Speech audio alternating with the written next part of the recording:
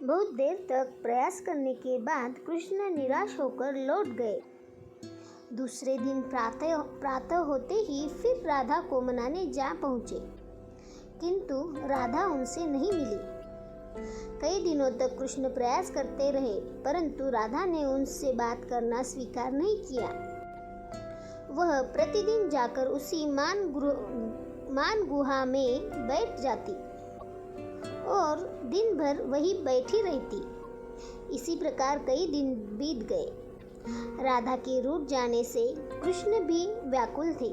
उनका अधिकांश समय राधा को मान गुफा से बाहर बुलाने के प्रयत्न में ही बीतता।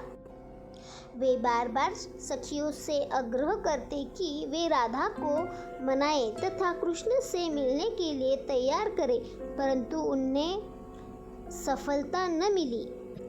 तब कृष्ण ने राधा की प्रिय सखी ललिता से उन्हें मनाने का उपाय पूछा। कृष्ण ने पूछा, राधा को सबसे अधिक प्रसन्नता किस बात से होती है? ललिता ने उत्तर दिया, अधिक तो मैं नहीं जानती, परंतु किशोरी जी को मोर बहुत प्रिय है। उन्हें देखकर वे प्रसन्न हो जाती है। अब उन्हें कैसे मनाना है यह तो आप ही जान सकते हैं। मेरा एक काम करोगी? अवश्य, यदि संभव हुआ तो अपराह काल में किसी प्रकार किशोरी जी को लेकर उधर जो केली कुटी है वहां आ जाना। कृष्ण ने कुछ सोचते हुए कहा, ठीक है, ऐसा ही करूंगी मैं। पूरा प्रयत्न होगा मेरा कि मैं उन्हें लेकर वहां आ जाऊं।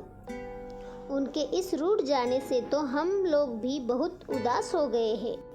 मेरा पूरा प्रयत्न होगा कि मैं उन्हें लेकर वहां पहुंच जाऊं। ललिता ने आश्वासन दिया। कृष्ण प्रसन्न होते हुए लौट गए।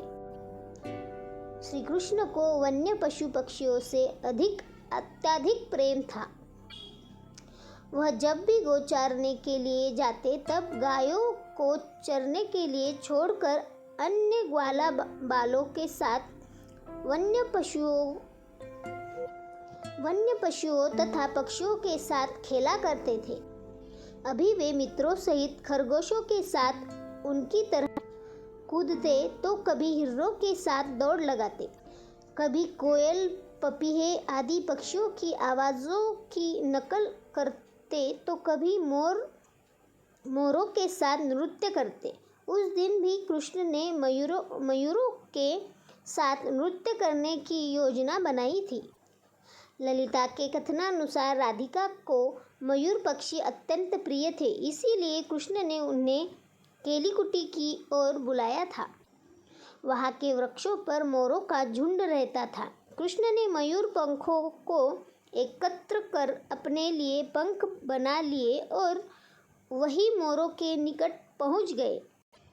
अपराह्न में ललिता बहुत आग्रह करके राधा को केलीकुटी तक ले आई। मोरों को खिलाने के लिए उसने सूखे मेवे भी साथ रख लिए थे। राधा वहीं बैठकर मोरों की केली क्रीड़ा देखती और उन्हें अपने हाथों से दाना चुगाया करती थी। मोरों के लिए केलीकुटी में जाने का प्रस्ताव राधा ने मान लिया और सखियों सहित जाकर केलीकुटी में शिला पर बैठ गई। सामने वृक्षों के मध्य भाग में स्थित खुले स्थान पर राधिका को देखकर वृक्षों पर से मयूर एक एक कर नीचे उतर आए। कृष्ण भी उस झुंड में सम्मिलित होकर विचरने लगे।